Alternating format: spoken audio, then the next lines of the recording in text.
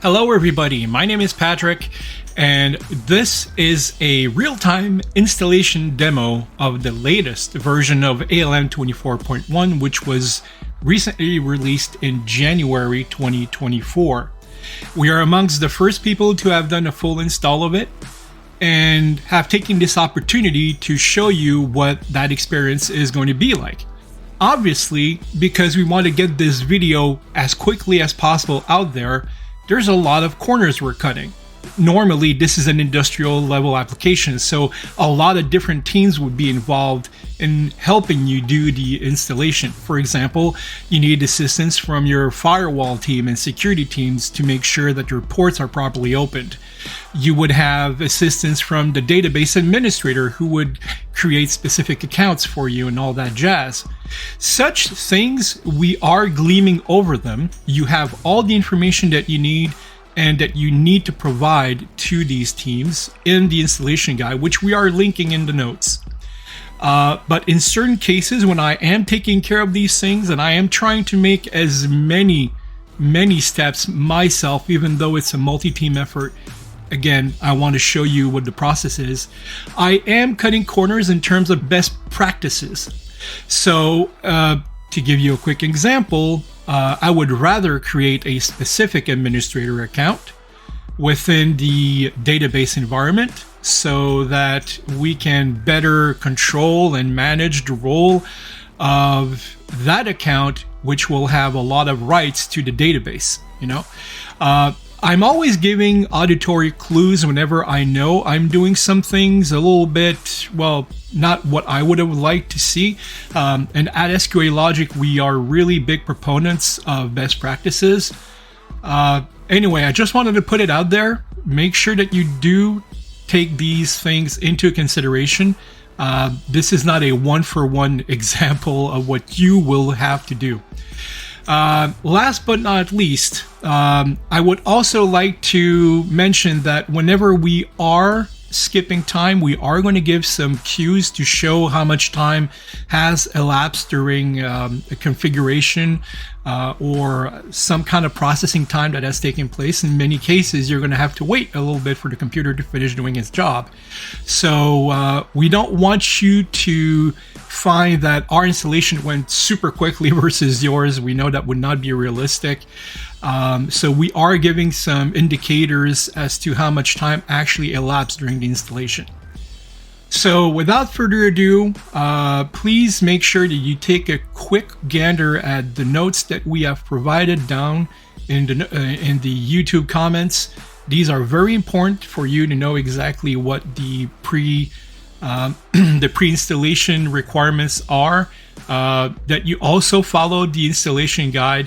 And last but not least, this is our method of doing this. Make sure to keep up to date with the latest proposed methods of installation made by OpenText. So that being said, enjoy the demo. Now, I should tell you right away, compared to other demo recordings that I've made in the past, I'm going to go a little bit more in depth. So I will go from A to Z and show you as many steps as I can. However, I will still refer people to the official installation guides that you can see in the links. They will show you which ports you need to address.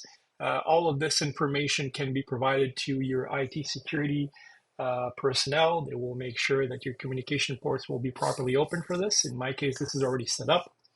But I have not done anything else. I have not created any service accounts. I have not installed any open Java development kits, anything. I will all do this with you today, right? Now, I've already downloaded all of this. So I'll show you what I'll be doing in order. Now, the first thing we're going to do is install OpenJDK 8. After that, we'll install the redistributional package for C++ 2015. In this case, it needs to be 32-bit, not 64-bit. Doesn't matter if your operating system is 64-bit. In this case, it's a requirement for running ALM client. Speaking of which, the ALM client launcher, the one that is provided at the time is version 4.23, if I'm correct. And unfortunately, that version is a bit buggy. So right off the bat, you'll want to download the latest version, which is 4.24 or 4.4. Not exactly sure. Actually, it's 4.4. I have it right here. By the way, you can't even download that version 4.23 or whatever it is, 4.3. I'm not exactly sure what. Doesn't matter. It's obsolete. It's already need to be kicked out. So we're going to do all of this. There's a couple of other steps that we need to do beforehand, but thankfully you get some warnings if you forget to do them. So we'll tackle those as we get there. But first things first, let's start with OpenJDK8. Now for that, you need to go and download it from the internet. Just look up OpenJDK8, go and download that. There's a couple of different sources when you can do where you can do this. But it's important for you to know right away that when you're looking for OpenJDK kits, there are several versions. And believe it or not, the versions aren't incremental in terms of being better or more modern. Each version actually has a specific goal. So for example, version 8 of OpenJDK does what we need, but if you download version 9 or version 20 or whatever, it's not going to do what we need. Some people sometimes refer to OpenJDK 11, which is supposed to be a more fleshed out version of OpenJDK 8.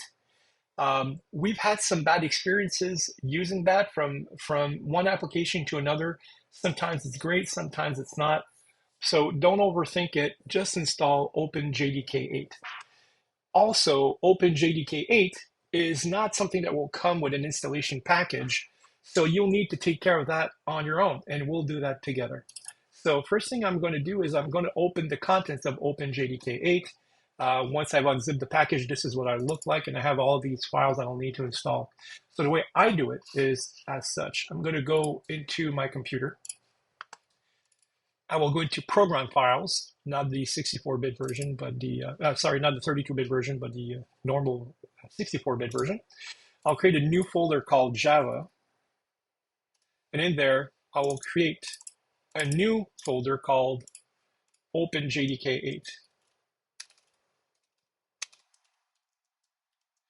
I could simply, transpose the folder that I had before here, but it doesn't make my life a little bit easier, right? So because I'll be typing that address a couple of times. So I'm going to move the files here into my newly created folder that's now part of Java within program files. And we're halfway there now. We're going to go and edit our environment variables. There we go, edit system environment variables. And we will go directly to the last button at the bottom, environment variables. There's a couple of different ways where you can get to this page, by the way, system properties, advanced environment variables. Now here, there's two things we're going to do, but none of them are going to be done here. It's all going to be here. So the first thing we're going to do is create a new variable, and we're going to call it Java_home. And the value will be the location of our install folder. So for that, I can go here, program files, Java, select OpenJDK, and click open, and you're good. You're actually, well, let me go back and click open here.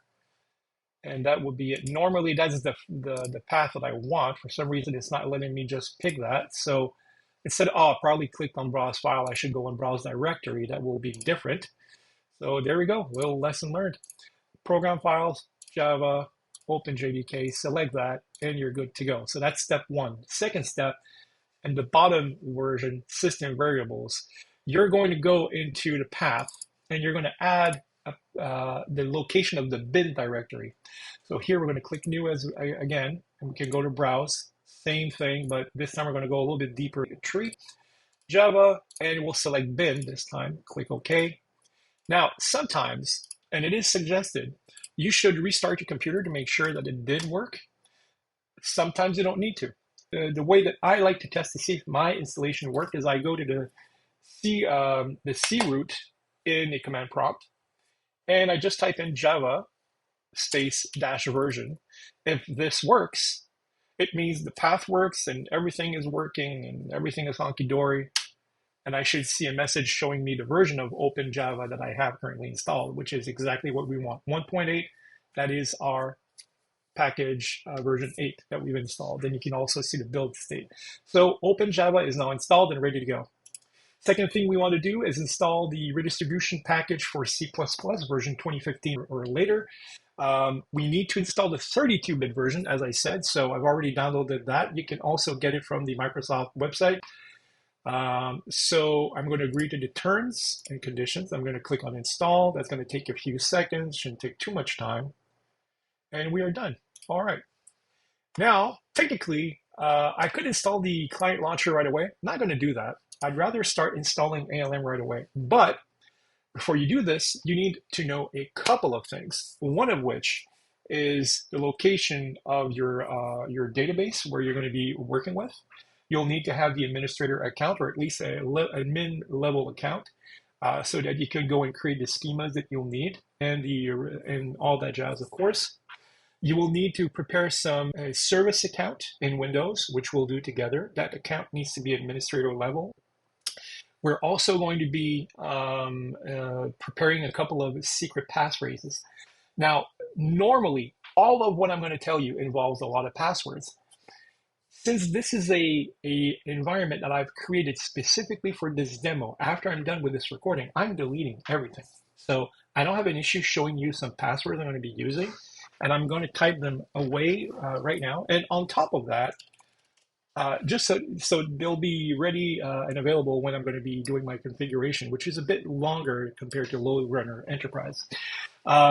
I should tell you best practices. Normally, your secret phrases, you want them all to be different. I'm not going to deal with that. That is a security concern that you need to deal with.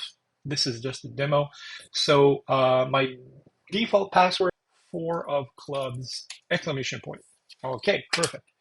And now I'll need to prepare a passphrase, right?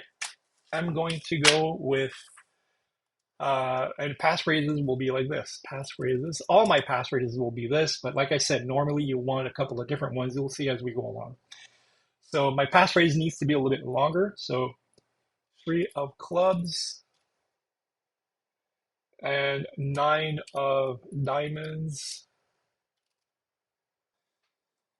and joker. And I'll put an exclamation point at the end plus a capital letter for that. So there we go. Password generation done. The service account I'm going to create, I'm going to type the name right here because I'm going to be doing a lot of copy pasting. And since I like for it to look like it's a service account and describe it as a service account in Windows, I don't want to have any issues trying to remember what it is. So I'm going to call it ALM SC, and we're going to name it 24_1. So that will stand for ALM service account, or rather SA 24_1. Okay, so that will be the service account I'm going to create. Again, password will be for clubs and so forth. So service account. And you know what? Might as well go copy this. We'll do this right away. So let's go and create that account, shall we? That way, if you're not exactly familiar with how to create accounts, you'll know how. So give me a second here. Just going to prepare this window. I'm going to start copying the password account. So to do this, oh, there's another thing I forgot to say that we'll need to do. But we're going to continue with the service account. So first we go into computer management and we'll go to users.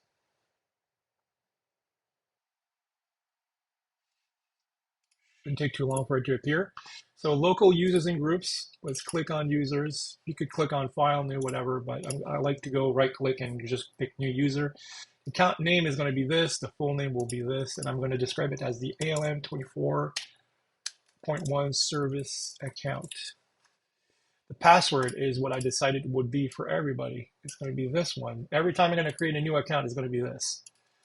I'm going to make it so that you don't have to change your password at next logon, else that's going to create some shenanigans when the service account will be called into action. Because the service account is basically a way for ALM to communicate between machines and so forth. Password never expires, for the time being at least. I'm going to close that. Now I want to make sure that this account is part of the admin group. So I'm going to go to groups here, double click on administrators, and type in the name of the service account. I've already forgotten how to type it, so I'm going to go here, type it like this, do a check name. It's resolving. Good. Apply. There we go. Now this is an admin account. All right. Now I said there was something else I forgot to do, and that is to install IIS. Very important that we do this before we can start the installation of ALM. So we're going to do that together as well. Now to do this, you need to go into server management. By the way, this is only something you can do on a Windows server, obviously. So type in server manager. It may take a couple of moments before you're able to actually add the module, but usually it doesn't take too much time. Especially if the first time you're booting server manager, sometimes you've probably seen for a little moment there it's still appearing, the taskbar there. It's basically doing a first boot kind of thing. So I'm going to click on don't show this message again. It's not really important for me. I'm going to go to manage, add roles and features, click next a couple of times. By the way, you can also skip that if you want. I just do it. Do it a couple of times until, just double check. Okay. Keep everything as it is, role-based or feature-based installation. Server selection, this is a server in question. And if you go a little bit lower, you'll see web server IIS. So you want to click on that. Okay, add that feature. You still have to click next. You'll have a second panel of features that are available. You don't need to do this, but I like to do this. I like to add telnet. You don't need to do this, but when troubleshooting port issues and such, it's something that I find practical. So whenever I'm in there, I usually add it as well. So I'll click on next, next, next. Click on install. It's going to take a couple of moments. We're going to wait for that to be done. Shouldn't take too long. Usually it's about a minute. Get some coffee in while we're doing that.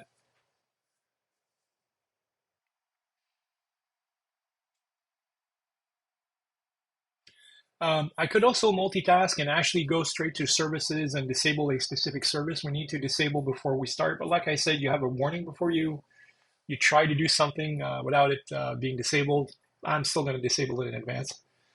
I don't want to do that while the server is doing shenanigans to the services. So, just precautionary, I'm not going to do that. Oh yeah, might as well do this. See this, um, the domain name is something we'll need in this case as well. It's a bit of information we'll need, so I'll type it right away. It's something that you could have taken care of mid-installation, so it's not a big issue. But since I have it in front of me, I will take care of that as well. Okay. All right, feature installation, everything is done. Installation succeeded. See, not even a prompt, nothing, but just click close. And we are good to go with the installations. But like I said, there's a service we need to do. Services. I don't remember the name by heart. It will tell you if you forget to do it, but I believe it's distribution link tracking client. Yeah, distributed link tracking client. Not exactly sure what it does, but I don't like it when we install it, but when we install ALM, so we'll stop it. And now we can finally go into our ALM install packages. They usually come in various languages. We're going to be installing English today. Always make sure that you're doing this from an administrator level account, which is what I have. If you're not sure if your account is an admin or an admin level account, you can type account info, I believe, account privacy settings, manage your account. If you go here, you should be able to see what you are, your info. I am the administrator. Actually, I'm the super admin. But even when you're an admin, even when you're the admin or you have an admin level account, always right click on the application. I said right click on the application. There we go. And run as administrator, because even if you're the admin, running as administrator actually gives you different types of privileges that are higher than what you probably already have. So best practice, always do that. We have seen a lot of installations go ARI in the past because that step wasn't done even if we were admins. So we are running that. We're going to wait a couple of seconds. It's going to take a little bit of time for the system to complete doing the preparation. By the way, you wouldn't even be able to see this prompt if you hadn't installed OpenJDK packages. So word of warning, if you're not seeing anything and it's crashing pretty quickly, it's because you forgot to install the OpenJDK 8 package or it's not properly installed. I've seen people add, for example, the path not in the right section. There's two places where you can put the path. There's the top portion, I don't remember the name by heart, in the environment variables, and the bottom portion, which is the system variables. Depending on which account you created your path, it could be a problem. That's why you always go at the bottom. That affects everybody on the computer. All right, so now we're going to get to creating the installation. And one of the things I'll need is my database information pretty quickly. I don't have that on hand. I'll pause the recording and I'll go and grab that. But for now, we can continue. So we have a couple of prompts and warnings. Next thing it's going to ask us is, where is the OpenJDK? Oh, sorry, that's not true. First thing it's going to ask us is, do I accept the terms? And of course, I will say yes. And then I'll click on next. Next thing is, where is my OpenJDK 8 package? It will find it for you if you already installed it properly, and it will go directly to the GRE and so forth. We'll click next because it's already at the right place. But if for some reason you're not seeing that, I would suggest that you stop there, review your installation procedure because it should definitely be detected. Next, which folder are we going to be picking for the installation? Now you'll notice they're still using Micro Focus folder nomenclature, even though the company is now called OpenText, and it has been the case for a little bit now. But just don't be surprised, they haven't changed that yet. They have changed the name of the service that's going to be running ALM, but for now, the folder structure is the same thing. I'm not going to change anything here. I'm going to keep everything as default because I don't need to change it. But if you needed to take that into consideration for your installation needs, this is where you would change the installation path. Now, database server. We're running an MS SQL server. So I'm going to go and select MS SQL authentication because that's the type of authentication that we prefer. The DB hostname, you don't have to have the actual hostname. Having the IP address is usually, the same. I would rather go with that because I know where it is. And in my case, it is 172.31.1.1. Actually, I put a dot too many here. The default database port number is 1433. If you want to change that, that is up to you. Now, I'm using a service administrator account here. Again, this is a demo DB that I've set up. I don't really care about best practices about creating an extra administrator account specifically for ALM. I'm just going to go with my service administrator account, not best practice, of course. The DB admin account is, give me a second, I'll go and grab it. Okay, I have it in my clipboard, just pasted it. Okay, so now, if you were doing an upgrade or anything of the sort and you wanted to connect to an already existing database, you could do that. We're not going to do that. We're going to create a completely brand new schema, and I'm going to name it with something that will make sense.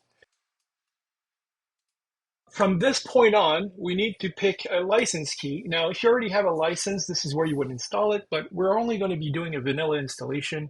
So I'm going to use the evaluation key that comes directly with it. And it only lasts for a couple of days, like 30 days, I think, by default. We're going to continue. Now, this is where we're going to be talking about those famous passphrases that I was mentioning. So you'll need one for confidential data encryption and one for communication security. You're going to have to retype them both times. In my case, what I'm going to do is I'm going to take this one that I created for security reasons. And like I said, I'm just going to use the same one for both. Don't do this. Don't do this at home.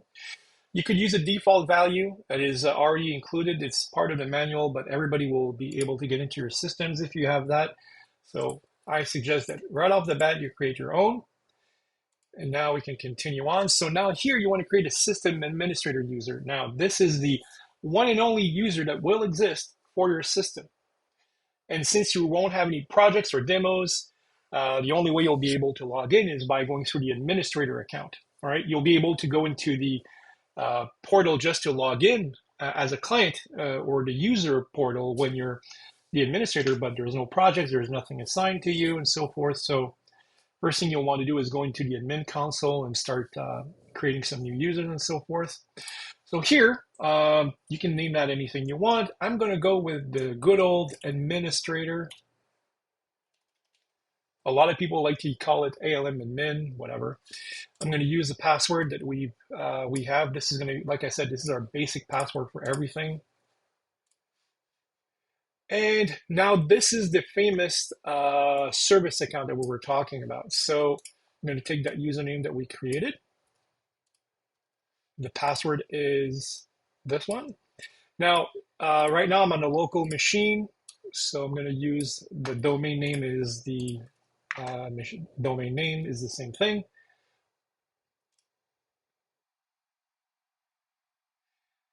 Here you usually get a warning if your secondary logon service is down, and apparently it is considered being down. You won't be able to validate that this account is going to be right. But just so you know, during the installation process, you could go and check that out, and you'll see that it is up and running. So secondary logon, the secondary logon service is there. It's running. Everything is fine. So I've tried stopping and restarting it. I still get that error message. I don't know if it's a bug, but whatever the case is, I'm going to continue, and usually that won't cause me a problem. Now, this is where the repo is going to be located for basically this is all the work files, all the content being created is going to be located.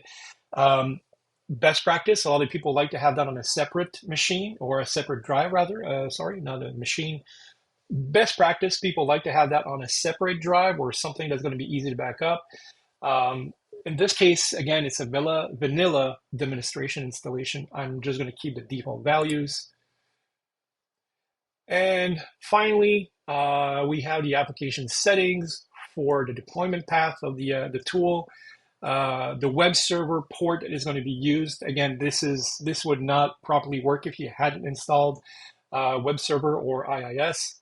What I like to do, so this is the default port you're going to be using. Again, firewall shenanigans here. If you haven't already properly set that up, as per the manual, you're going to have some issues. We're linking pages to where you can go and do a change. Here, I like to disable starting the service as soon as the installation is completed. Only because when we do an installation, as we have shown with LRE and other installation videos, we want to do the least things possible when we do installations. For example, I wouldn't even install the licenses until I'm done. If you bought licenses, don't use them right away. Complete your installation using the evaluation licenses. Don't start the system. Don't include mail services or anything of that genre, because you want to remove as many pain points as possible during your installation process, right? So if there's something that goes bad, the least things that you have to look into, the better. So we'll continue here. I'm not going to use any mail server for the time being. It's something you can go and install later on. But this is the configuration that you will need to implement if you want, and you will most likely want, to have your system be able to send out notifications via email whenever something goes wrong, or you want to send out notifications to people regarding projects or files or assignments and so forth. So we're going to click next here. Here, I suggest that you keep that on. However, with this particular version, it's something you will want to actually remove. But when you're doing the installation of ALM, it's possible for you to include right away the ALM client launcher instead of and have it stored on your server, so that people won't have to go on the open text marketplace and download the ALM client launcher separately. It's possible for you to make it available. Now, this is something that's going to change from one company to another. We've worked with a lot of large scale companies. A lot of them would rather have their procurement method being done for the ALM client launcher being distributed to their users. But if you do happen to be able to host it on your server, I find it's actually simpler. But again, this is all up to your security rules, standards, and so forth.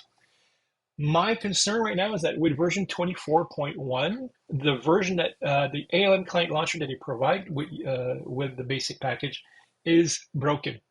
So, or at least there's some definite problems with it. And we don't recommend that you use the one that comes installed with it by default.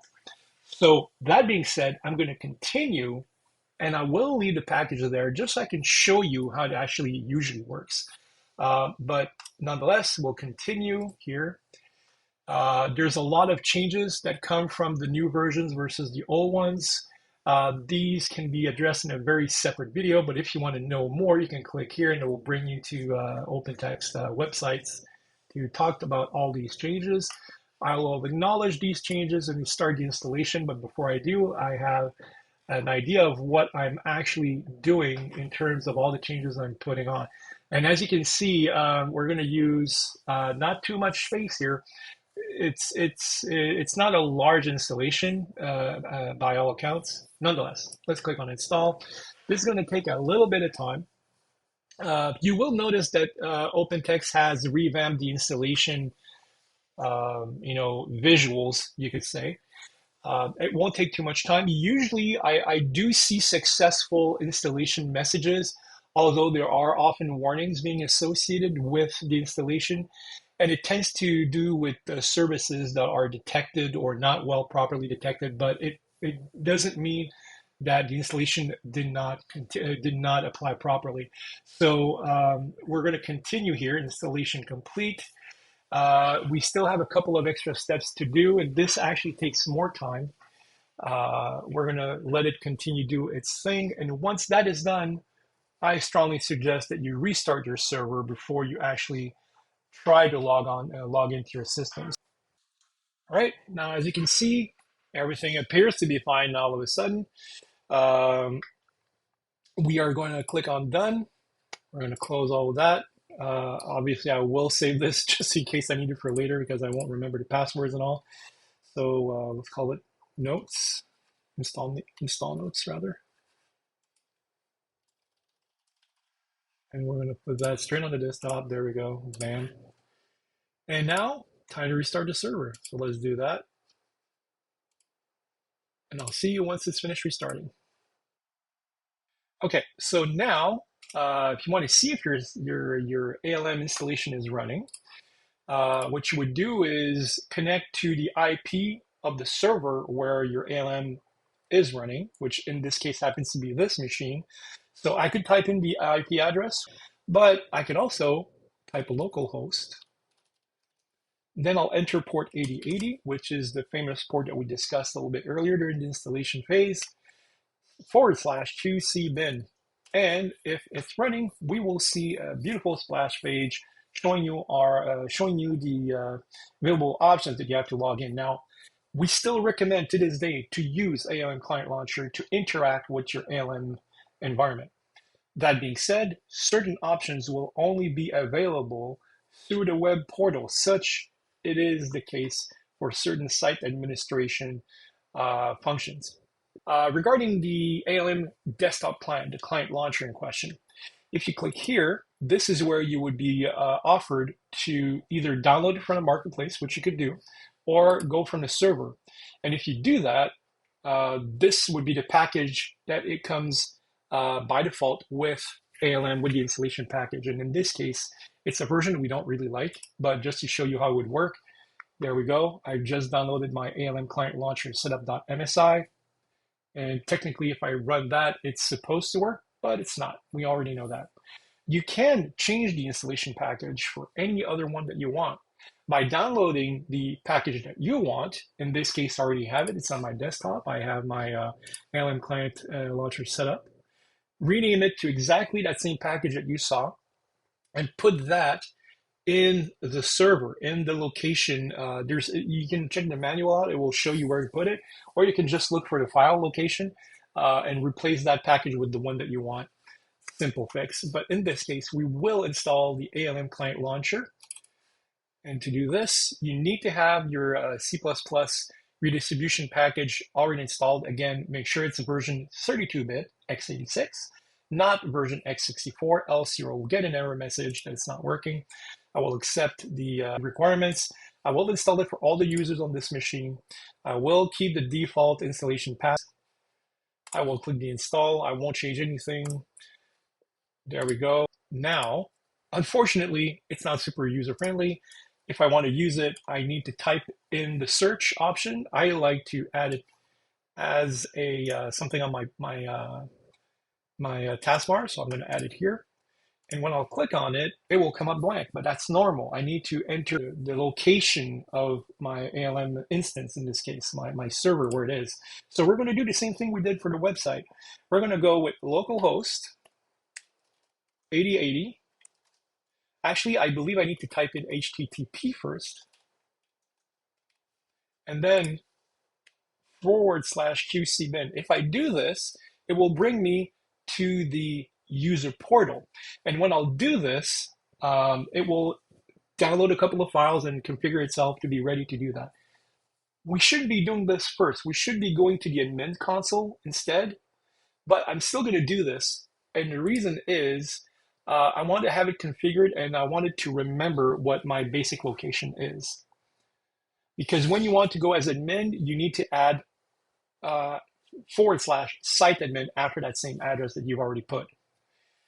Why am I doing it this way? Well, if I can't do this, I'm definitely not going to be able to install the admin files either. So I usually go like this just to see if it does work. Usually if I can see this website, it's a very good sign that everything will be working.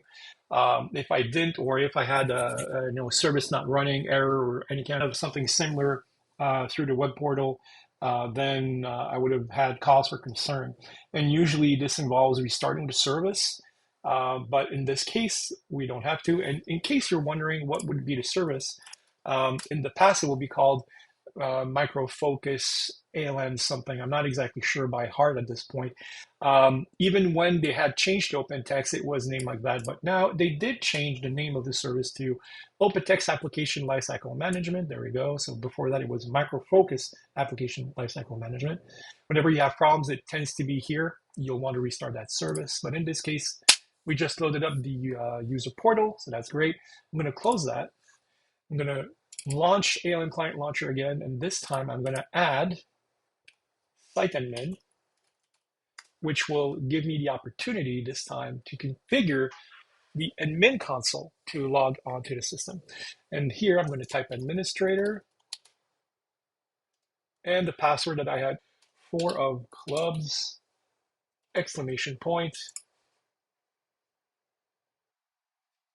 My current license is about to expire. I was expecting that because I'm using the evaluation license. But now, as you can see, ALM is up and running. And if I close this and I go back to my ALM Client Launcher, this time I'll have 2 options. I'll have this one and this second one. So that gives me the opportunity to decide how I want to log in. So for most users, you're not going to give them the site admin location, but obviously as a person who's installing it, or the person who's who's going to be helping with configuration or management of the ALM environment, you'll want to have that location available for those people as well. So that being said, this is a quick demonstration of how to install ALM 4.4. Our follow-up video will involve showing you how to install and upgrade an existing environment from ALM version 17. I believe that was the last version that we had. Please make sure that you also go to your ALM installation guide. The 24.1 installation guide is now available on the ALM Help Center page. Make sure that you do select the proper version on the top left portion of the screen, just to give you an idea what I'm talking about. You can search for ALM Help Center. Usually that will bring you exactly where you need to. ALM Help Center from Micro Focus. It still appears as Micro Focus. Make sure you have the right version here. The visuals change a bit this time when you select that version. And from here, you could type in any question that you have or installation guide if that's what you're looking for. And you'll be able to access that through either PDF or just web version. In this case, since we were doing it for Windows, I'm clicking here and I have access to all of it. And you'll be able to see all the information that we were talking about, such as the port information, the database structure, all that jazz is going to be available to you here. All right, well, thank you very much and have a beautiful day.